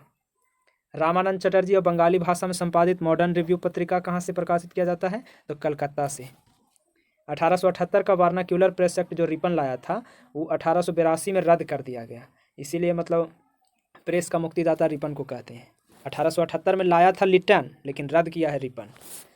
पत्रकार के कर्तव्य से निर्वहन करते हुए जेल गए थे कौन? बाल गंगाधर तिलक। एक साप्ताहिक के रूप में यंग इंडिया कौन शुरू किया था? तो ये होम रूल पार्टी किया था। यंग इंडिया तो महात्मा गांधी के भी एगो है, लेकिन ये होम रूल पार्टी भी शुरू किया है, साप्ताहिक वाला। भारतीय जो अंग्रेजी भाषा में प्रकाशित हिंदू समाचार प्रथम समाचार पत्र हिंदू पैट्रियोट है। फ्री हिंदुस्तान ये अमेरिका वाला, तो ये अखबार तारकनाथ दास ने शुरू किया था। कानपुर से प्रकाशित होता है प्रताप नाम के, तो ये विजय सिंह पथिक और बिजौलिया आंदोलन को पूरा चर्चा में बना दिया था। मतलब बिजौलिया आंदोलन को पूरा भारत में फैलाया तो प्रताप पत्रिका फैलाया। ये कानपुर से चलता है और मतलब विजय सिंह पथिक थे उसके। मिरातुल अखबार इस फारसी वाला है, साप्ताहिक है, तो ये राजा राम मोहन राय शुरू किया है। रॉबर्ट नाइट ये कलकत्ता से 1878 में अंग्रेजी भाषा की स्टेट्समैन संपादन किया था। यहाँ देख लीजिए 1861 के इंडियन मिरर नामक अखबार, ये कलकत्ता से। बहिष्कृत भारत पत्रिका ये भीमराव अम्बेडकर संबंधित है। हरिजन पत्रिका तो ये महात्मा गांधी। लिट्टन जे वार्नाक्यूलर प्रेस एक्ट पारित किया तो ये 1878 से है। भारतीय समाचार पत्र पर प्रतिबंध। 1920 में लाहौर में लाला लाजपत राय द्वारा उर्दू में वंदे मातरम समाचार पत्र शुरू किया गया था। यानी उर्दू में अगर वंदे मातरम पूछे समाचार पत्र तो लाला लाजपत राय है। सोम प्रकाश तो ईश्वर चंद्र विद्यासागर शुरुआत किया है। लीडर अखबार तो ये उदारवादी की नीति का प्रचार करने के लिए है। वंदे मातरम तो ये अंग्रेजी साप्ताहिक पत्रिका है, ये अरविंद घोष। और उर्दू वाला कौन था? लाला लाजपत राय। अभी ये देखे थे, यहाँ देखिए 1920 में था। ये है अंग्रेजी में वंदे मातरम, अरविंद घोष। अब देखिए वार्नाक्यूलर प्रेस एक्ट 1878 का समर्थन तो ये पायनियर किया था। नील आंदोलन का समर्थन करने वाली पत्रिका हिंदू पैट्रियोट के संपादक हरीश चंद्र मुखर्जी हैं। स्वदेश वाहिनी पत्रिका रामकृष्ण पिल्लई संपादक हैं। इंडिपेंडेंट किसके द्वारा? तो मोतीलाल नेहरू द्वारा शुरू किया गया अंग्रेजी में। केसरी पत्रिका मराठी भाषा में तो ये तिलक शुरू किया था। इंडियन नेशन अखबार तो ये पटना से चलता है, इंडियन नेशन पटना से होता है। कांग्रेस का पहला अधिवेशन खत्म होने के बाद एक सप्ताह बाद कलकत्ता में समाचार पत्र द इंडियन मिरर ने लिखा कि बम्बई में आयोजित प्रथम राष्ट्रीय कांग्रेस भारत में ब्रिटिश शासन के इतिहास में एक महत्वपूर्ण अध्याय जोड़ती है। द इंडियन मिरर में ये बात छपा था। अंग्रेजी समाचार पत्र लीडर के संपादक मदन मोहन मालवीय और अभ्युदय के पश्चात किया था। यानी अभ्युदय पत्रिका के बाद लीडर का फिर प्रकाशन किया था। कौन? मदन मोहन मालवीय। अब कुछ हम लोग देखेंगे, मतलब पत्र पत्रिका संस्थापक कहाँ से चलता है वो और कौन भाषा में है इससे और कब हुआ से। तो देखिए पहला है बंगाल गजट 1780 में। मेन ईस्वी याद रखिएगा और संस्थापक याद रखिएगा, ये दोनों। स्थान उतना भाषा इंपॉर्टेंट नहीं है, वो देख लीजिएगा। Bengal gazette 1780 James Hicky. Bengal gazette एक वाव चला था तो इस 1816 में ही गंगाधर भट्टाचार्य। समाचार दर्पण 1818 मार्समैन। दिग्दर्शन भी 1818 मार्समैन। संवाद कौमुदी 1821 राजा राम मोहन राय। ये कलकत्ता से और बंगाली था। जो इंपॉर्टेंट रहेगा से हम बोल देंगे। मिरातुल अखबार ये 1822 में, राजा राम मोहन राय कलकत्ता से फारसी में। मिरातुल अखबार 90 से पता चल रहा है फारसी है। संवाद कौमुदी बंगाली था। बॉम्बे समाचार ये 1822 में फरदून जी शुरू किया था। बंगदत्त 1830 में द्वारकानाथ टैगोर और प्रसन्न टैगोर शुरू किया है। फिर आगे देख लीजिए जामे जमशेद ये 1831 में। पीएम मोतीबाला ये बम्बई में फारसी था। रस्तूर गफ्तार तो ये बम्बई में गुजराती भाषा में रस्तूर गफ्तार। दादा भाई नौरोजी 1851 में। सत्य प्रकाश ये 1852 में करसुनदास मूल जी है सत्य प्रकाश के। हिंदू पैट्रियोट ये 1853 में गिरीश चंद्र घोष और हरीश चंद्र मुखर्जी। सोम प्रकाश तो ये 1859 में ईश्वर चंद्र विद्यासागर। इंडियन मिरर तो ये 1861 में देवेंद्र नाथ टैगोर और Manmohan Ghosh. Times of India तो ये 1861 में अंग्रेजी प्रेस। इंदु प्रकाश तो ये 1862 में justice Rana day. Native opinion तो ये 1864 में वीएन मांडलिक। पायनियर तो पायनियर 1865 में अंग्रेजी प्रेस। कवि वचन सुधा 1867 में भारतेंदु हरिश्चंद्र। अमृत बाजार पत्रिका तो ये 1868 में मोतीलाल घोष और नेहरू, ये बंगाली में था और कलकत्ता। मद्रास मेल तो ये 1868 में अंग्रेजी प्रेस। बंग दर्शन ये 1873 में बंकिम चंद्र भट्ट। द ट्रिब्यून 1881 में दयाल सिंह मजीठिया। हिंदी प्रदीप 1877 में बालकृष्ण भट्ट। हिंदू तो ये 1878 में वी राघवाचारी। बंगाली तो ये 1879 में एस एन बनर्जी। बंगवासी 1881 में जोगिंदर नाथ बोस। मराठा तो ये 1881 में बाल गंगाधर तिलक। केसरी 1881 में बाल गंगाधर तिलक। इंडिया 1890 में दादा भाई नौरोजी। हिंदुस्तान स्टैंडर्ड 1899 में सच्चिदानंद सिन्हा। इंडियन रिव्यू 1900 में जी.ए. नटेसन। इंडियन ओपिनियन 1903 में महात्मा गांधी दक्षिण अफ्रीका से अंग्रेजी में। इंडियन सोशियोलॉजिस्ट 1905 श्यामजी कृष्ण वर्मा, ये भी अंग्रेजी में लंदन से। युगांतर 1906 में भूपेंद्र दत्त और भारेंद्र घोष कलकत्ता में बंगाली। वंदे मातरम तो लाला हरदयाल पेरिस से अंग्रेजी में। अशोक घोष वो भी किया था वो वंदे मातरम। अरविंद घोष भी वो भी अंग्रेजी में। और उर्दू में किया था वो लाला लाजपत राय। और लाला हरदयाल भी अंग्रेजी में है 1909 में। प्रताप ये 1910 में। गणेश शंकर विद्यार्थी कानपुर से, हिंदी में चलता है। अब हम लोग देखेंगे कि सामाजिक एवं धार्मिक एवं सांस्कृतिक सुधार आंदोलन। तो इसमें भारतीय पुनर्जागरण के जनक राजा राम मोहन राय। राजा राम मोहन राय को भारत में सुधार आंदोलन और भारतीय राष्ट्रवाद का जनक मानते हैं। राजा राम मोहन राय किस शिक्षा पद्धति से हैं? तो ये पाश्चात्य या अंग्रेजी शिक्षा पद्धति से हैं। फिर राजा राम मोहन राय द्वारा कलकत्ता में ब्रह्मा समाज 1828 में। ब्रह्मा समाज ये एकेश्वरवाद सिद्धांत पर था। संवाद कौमुदी बांग्ला भाषा में था, मिरातुल अखबार फारसी भाषा में था। ये दोनों राजा राम मोहन राय ने किया है। 1815 में एकेश्वरवाद मत के प्रचार के लिए राजा राम मोहन राय आत्मीय सभा से जुड़े थे। आत्मीय सभा की स्थापना मतलब 1815 में। ब्रह्मा समाज के विचार को लेकर के 1865 में केशव चंद्र सेन और देवेंद्र नाथ टैगोर के बीच विवाद हो गया। तब फिर वो टूटा ने तो केशव चंद्र सेन बनाया मूल ब्रह्मा समाज से अलग हो गए, मतलब जो मेन ब्रह्मा समाज था उससे अलग हो गए और 1866 में आदि ब्रह्मा समाज की स्थापना कर दी। यानी आदि ब्रह्मा समाज की स्थापना केशव चंद्र सेन और भारतीय ब्रह्मा समाज की स्थापना देवेंद्र नाथ टैगोर। यही बाद में फिर भारतीय ब्रह्मा समाज बना। राजा राम मोहन राय तो ये राजा की उपाधि अकबर द्वितीय दिया था राजा राम मोहन राय को। राजा राम मोहन राय की समाधि कहाँ है? तो ब्रिस्टल इंग्लैंड में है। 1872 में नेटिव मैरिज एक्ट जो आया था तो उसको पास करवाने में महत्वपूर्ण भूमिका केशव चंद्र सेन का है। 1839 में तत्वबोधिनी सभा की स्थापना देवेंद्र नाथ टैगोर में। 1875 में आर्य समाज की स्थापना दयानंद सरस्वती में। वेदों के पुनरुत्थान का श्रेय स्वामी दयानंद सरस्वती को देते हैं। इन्होंने नारा भी दिया था, वेदों की ओर लौटो। दयानंद सरस्वती और सत्यार्थ प्रकाश पुस्तक किस भाषा में है? तो संस्कृत भाषा में है। यहाँ देख लीजिए, किस समाज सुधारक को भारत का मार्टिन लूथर किंग कहते हैं? तो दयानंद सरस्वती को। वह व्यक्ति जिसने सबसे पहले स्वराज शब्द का प्रयोग किया? तो स्वामी दयानंद सरस्वती। कौन बंगाली नेता सती प्रथा का समर्थन? तो राधाकांत देव ने किया था। 1867 में केशव चंद्र की प्रेरणा से महाराष्ट्र में प्रार्थना समाज की स्थापना तो आत्माराम पांडुरंग ने किया था। कौन समाज सुधारक महाराष्ट्र का मतलब सुकरात कहलाते हैं? तो एमजी रानाडे, महादेव गोविंद रानाडे। विवेकानंद ये 1897 में रामकृष्ण मिशन की स्थापना कलकत्ता में किया था। विवेकानंद धर्म संसद जो है, विश्व धर्म संसद, उसको मतलब 1893 में भाग लिया था, मतलब गए थे वहाँ।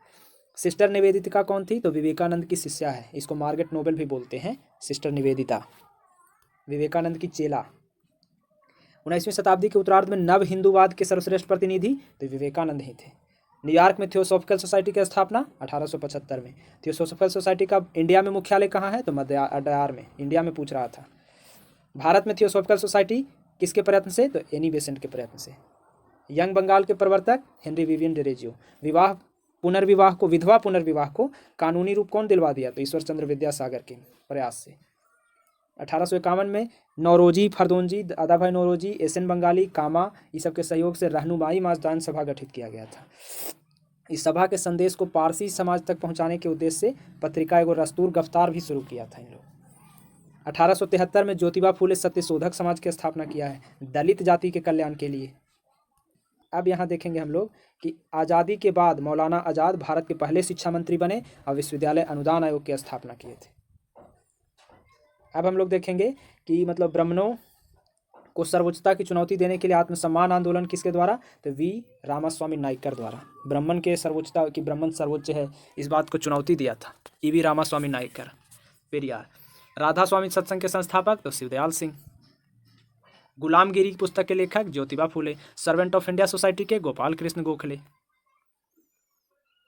अब देखते हैं हम लोग यहाँ हिंदू धार्मिक सामाजिक आंदोलन। एरा में आत्मीय सभा राजा राम मोहन राय 1815 कलकत्ता। ब्रह्मा समाज तो राजा राम मोहन राय 1828 भी कलकत्ता में। धर्म सभा राधाकांत देव 1829 में। तत्वबोधिनी सभा देवेंद्र नाथ टैगोर 1839 में। ये उद्देश्य आप पढ़ लीजिएगा, पॉज करके आप देख लीजिएगा अच्छा से। आस्थल कोई इंपॉर्टेंट नहीं है, नहीं पढ़े हो तो कोई दिक्कत ना है। परमहंस मंडली दादोबा पांडुरंग 1849 में। भारतीय ब्रह्मा समाज केशव चंद्र सेन 1866 में। प्रार्थना सभा आत्माराम पांडुरंग 1867 में। आर्य समाज दयानंद सरस्वती, ब्लटवस्की और हेनरी अलकॉट 1875 में। आर्य समाज के देखिए दयानंद सरस्वती है और थियोसॉफिकल सोसाइटी के है ब्लटवस्की और अलकॉट। 75 में न्यूयॉर्क में हुआ था। इंडिया में मुख्यालय पूछेगा तो अडयार मद्रास में था, ऐसे हुआ है न्यूयॉर्क में। साधारण ब्रह्मा समाज तो आनंद मोहन बोस है, शिवनाथ शास्त्री और आनंद मोहन बोस 1878 में कलकत्ता में। इंडियन नेशनल सोशल कॉन्फ्रेंस तो एमजी रानाडे सोशल कॉन्फ्रेंस है, इसका स्थापना हुआ है 1887 में। बम्बई में। रामकृष्ण मिशन तो ये स्वामी विवेकानंद 1897 बेलूर में। भारतीय सेवक समाज तो ये गोपाल कृष्ण गोखले 1905 में बम्बई में। पूना सेवा सदन रमाबाई रानाडे 1909 में पूना में। Social service league NM Joshi 1911 में बम्बई में। विमेंस इंडियन 1923 में मद्रास में स्थापना। रहनुमाई माजदान सभा 1851 में बम्बई में। अगर इसका मतलब उद्देश्य भी देखना चाहते हैं तो देख सकते हैं कि आत्मीय सभा हिंदू की बुराई पर आक्रमण करने के लिए आया था। ब्रह्मा समाज एक ईश्वरवाद के प्रसार के लिए आया था। धर्म सभा ये आया था ब्रह्मा समाज के खिलाफ में कि हिंदू धर्म की रक्षा करना है, तो धर्म सभा आया था। तत्वबोधनी सभा तो इसका उद्देश्य राजा राम मोहन राय के विचार का प्रचार करने के लिए आया था, तत्वबोधनी। परमहंस मंडली तो ये था कि मतलब जाति प्रथा और बंधन को खत्म करने के लिए। भारतीय ब्रह्मा समाज तो ब्रह्मा समाज से अलग होकर के केशव चंद्र से नया बनाया था। इस विभाजन के बाद मूल समाज को आदि ब्रह्मा समाज कहने लगे थे। प्रार्थना सभा तो इसका उद्देश्य था हिंदू के विचारों और प्रचलित मान्यताओं में सुधार करने के लिए। आर्य समाज के काम था कि हिंदू धर्म में सुधार और हिंदुओं को धर्म परिवर्तन रोकना था। फिर थियोसॉफिकल सोसाइटी तो ये था कि प्राचीन हिंदू धर्म एवं दर्शन का प्रसार, विश्व बंधुत्व की भावना विकसित करना। साधारण ब्रह्मा तो ये था कि मतलब ब्रह्मा समाज में दूसरा विभाजन होकर बना था। ये समाज की व्यवस्था तथा उसके प्रशासन ये सुधार के लिए था। इंडियन नेशनल सोशल कॉन्फ्रेंस तो ये भारतीय समाज में जो बुराई है उसको दूर करके सोशल कॉन्फ्रेंस करना और महिला के कल्याण करने के लिए आया था। रानाडे 87 है ना। रामकृष्ण मिशन तो ये मानवतावादी और सामाजिक कार्य करने के लिए। भारतीय सेवक समाज तो ये मातृभूमि की सेवा के लिए, भारतीयों को विभिन्न क्षेत्रों में शिक्षित करने के लिए। पूना सेवा सदन ये महिला कल्याण को बढ़ावा देने के लिए। सोशल सर्विस लीग ये नागरिकों के जीवन में बेहतर कार्य करने के लिए। विमेंस इंडिया ये संस्था महिलाओं के कल्याण के लिए आया था 1923 में मद्रास में। रहनुमाई माजदान ये पारसी या जरथुस्ट्र धर्म सुधार तथा सभी पारसी महिलाओं को आधुनिक चेतना का प्रसार करने के लिए। अब यहाँ एक देख लीजिए कि महाराजा खेतड़ी नरेंद्र नाथ दत्त का नाम बदल करके स्वामी विवेकानंद रखा था, याद रखिएगा। या स्वामी की उपाधि भी कह देगा तब भी महाराजा खेतड़ी। अब यहाँ हम लोग देखते हैं सिख धर्म में सुधार के लिए नामधारी आंदोलन किसके द्वारा, तो राम सिंह कुक्का द्वारा नामधारी आंदोलन। लोक हितवादी के नाम से तो गोपाल हरीश देशमुख को। 1910 में इलाहाबाद में भारतीय स्त्री महामंडल की स्थापना तो सरला देवी चौधरानी। आर्य महिला समाज की स्थापना पंडिता रमाबाई। हाला पद्धति तो बंधुआ मजदूरी से रिलेटेड है। बहुजन समाज के संस्थापक मुकुंदराव पाटिल है। पश्चिमी भारत के प्रमुख समाज सुधारक DK कर्वे तो महिला शिक्षा और विधवा पुनर्विवाह के क्षेत्र में है। मुस्लिम सुधार आंदोलन सर सैयद अहमद खान प्रवर्तक है। तहजीब उल अखलाक सभ्यता और नैतिकता मासिक पत्रिका के संपादक सर सैयद अहमद खान है। सर सैयद अहमद खान तथा बनारस के राजा शिवप्रसाद सिंह सितारे हिंद ने कांग्रेस की स्थापना के विरोध में यूनाइटेड इंडियन पेट्रोटिक एसोसिएशन की स्थापना किया था, सर सैयद अहमद खान ने। अब हम लोग यहाँ देखेंगे कि भारत में मुस्लिम सुधार से आंदोलन आया था। तो देखिए पहला अलीगढ़ आंदोलन, सर सैयद अहमद खान संस्थापक हैं। विशेषता इसका लास्ट में देख लेंगे, ठीक है। अभी देख लेते हैं, ये स्थल तो कोई ज़रूरी नहीं होता है। अहमदिया आंदोलन मिर्जा गुलाम अहमद पंजाब में। देवबंद आंदोलन मोहम्मद कासिम ननौतवी और अहमद गंगोही देवबंद सहारनपुर यूपी में देवबंद आंदोलन। बहावी आंदोलन तो सैयद अहमद बरेलवी पटना में मेन केंद्र। अभी सबका विशेषता देख लीजिए। अलीगढ़ हुआ था ना कि मतलब अंग्रेजी शिक्षा और ब्रिटिश सरकार के पक्ष में सबसे प्रभावी यही था। 1875 में अहमद खान किया था। अलीगढ़ में मोहम्मद एंग्लो ओरिएंटल कॉलेज की स्थापना भी यही किया है। अहमदिया आंदोलन तो उदारवादी सिद्धांत पर आधारित आंदोलन है, इसमें जहर का विरोध किया गया है। देवबंद आंदोलन तो इसमें मुख्य कुरान की शिक्षा का प्रसार करने के लिए था, अंग्रेज का विरोध किया था। ये भी देवबंद, ये सब मुस्लिम आंदोलन है सब है। बहावी आंदोलन तो ये भी सांप्रदायिक मुस्लिम सुधारवादी था। चाहे बहावी हो या देवबंद हो या अहमदिया हो या अलीगढ़ हो, चारों जो है वो मुस्लिम सुधार आंदोलन है। अब हम लोग देखेंगे कि अंग्रेज द्वारा निर्मित सामाजिक सुधार के कानून व अधिनियम, उन लोग कुछ कानून लाया था तो भी देख लीजिए। नवजात कन्या हत्या रोकने के लिए जॉन सोर लाया था 1795 में। अच्छा, बाल हत्या निरोधक के लिए वेलेज अली लाया था 1804 में। सती प्रथा के लिए विलियम बेंटिक लाया था 1829 में। हिंदू पुनर्विवाह विधवा पुनर्विवाह कर सकती है तो डलहौजी 1856 में।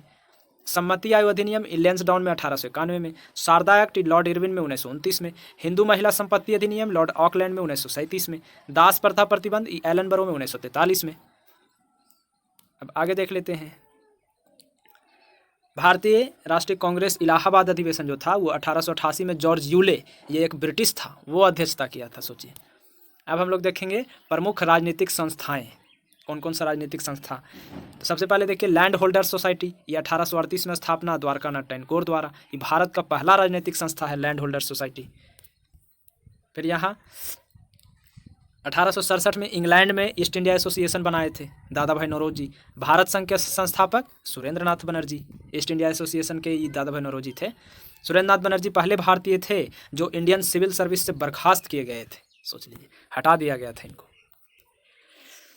राजनीतिक सुधार को लेकर के विरोध करने वाले पहला तो सुरेंद्र नाथ बनर्जी। कांग्रेस के पूर्ववर्ती संस्था किसको कहते हैं? इंडियन एसोसिएशन को कहते हैं, यानी आई से इंडियन एसोसिएशन।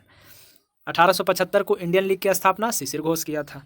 सिविल सर्विसेज आंदोलन का नेतृत्व किसने किया था? तो सुरेंद्र नाथ बनर्जी किया था। ये तो बर्खास्त भी हुए हैं ना। आनंद मोहन बोस इंडिया सोसाइटी की स्थापना लंदन में किए थे। अब यहाँ देख लीजिए। हाँ,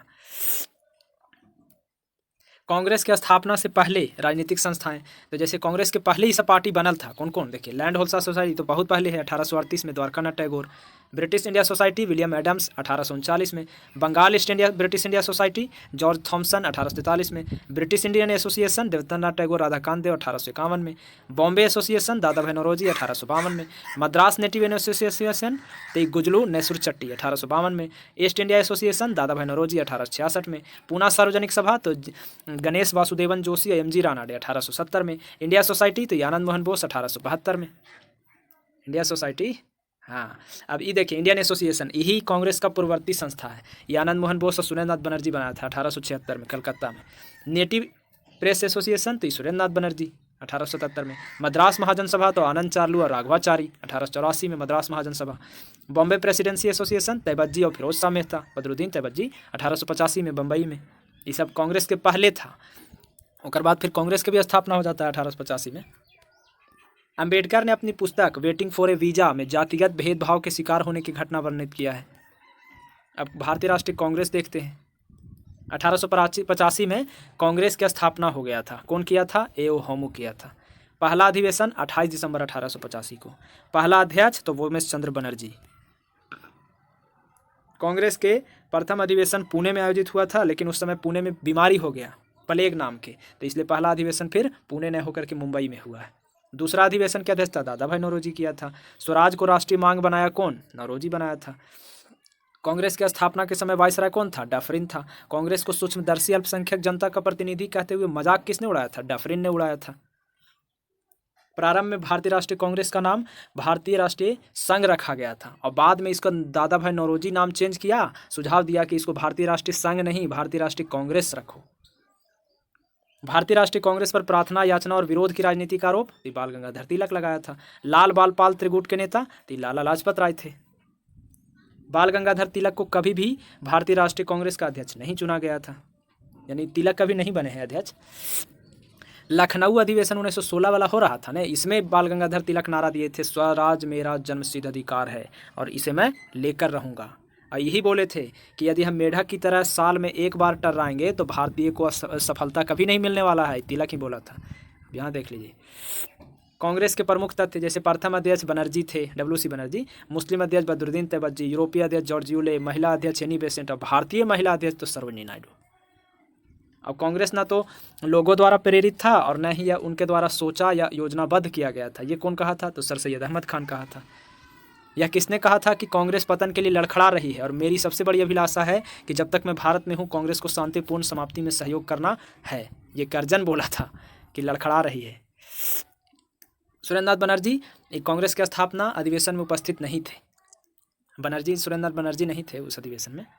कांग्रेस के 1924 के अधिवेशन में महात्मा गांधी एक बार अध्यक्षता किया था बेलगांव कर्नाटक में। ये आप याद रखिएगा कि सुरेंद्र नाथ बनर्जी का नाम नहीं थे ये, और किसी नेता का काहे नहीं आया। सुरेंद्र नाथ बनर्जी के बारे में काहे ऐसे देता है? काहे कि इंडियन एसोसिएशन बना चुके थे, वही फिर कांग्रेस का पूर्ववर्ती संस्था वही कहलाता है। सुरेंद्र नाथ बनर्जी ही बनाए थे, लेकिन उस टाइम ये थे, लेकिन पहला अधिवेशन में ये नहीं थे, स्थापना में ये नहीं थे, इसीलिए इसका नाम आता है। 1938 में कांग्रेस के हरिपुरा अधिवेशन सुभाष चंद्र बोस अध्यक्षता किया है। 39 वाला के अधिवेशन की अध्यक्षता किया था सुभाष चंद्र बोस, लेकिन विवाद हो गया तो इस्तीफा दिया ही और उसके बाद बना था राजेंद्र प्रसाद। 1939 वाला में सुभाष चंद्र बोस और पट्टाभी सिद्धारमैया, इन दोनों के बीच में हुआ था विवाद, तब फिर लास्ट में बनावल गया राजेंद्र प्रसाद को। कांग्रेस के स्थापना के संदर्भ में सेफ्टी वॉल्व का सिद्धांत किसके द्वारा? तो लाला लाजपत राय के द्वारा। सेफ्टी वॉल्व का सिद्धांत गांधी जी सुझाव दिया था कि आज़ादी के बाद कांग्रेस को खत्म कर दिया जाएगा, समाप्त कर देंगे पार्टी को। लेकिन नहीं हुआ। कांग्रेस के अध्यक्ष कौन थे? JB कृपलानी। कांग्रेस और मुस्लिम लीग के बीच समझौता लखनऊ अधिवेशन 1916 में, और एकरे में स्वराज मेरा जन्मसिद्ध अधिकार है, ये बात बोले थे। 6 साल तक के कांग्रेस के अध्यक्ष कौन रहे हैं? तो अब्दुल कलाम आज़ाद। मतलब इसका का मतलब है ना कि 1940 में इनको बनावल गया था और फिर डायरेक्ट 46 में अधिवेशन हुआ है, तो ये लगातार रह गए थे, इसीलिए आपका अधिवेशन नहीं हुआ बीच में। तो अब हम लोग देखेंगे कि कांग्रेस के महत्वपूर्ण वार्षिक अधिवेशन कौन कहाँ हुआ, फिर अध्यक्ष कौन था और घटना कौन सी हुआ उसमें से देखेंगे।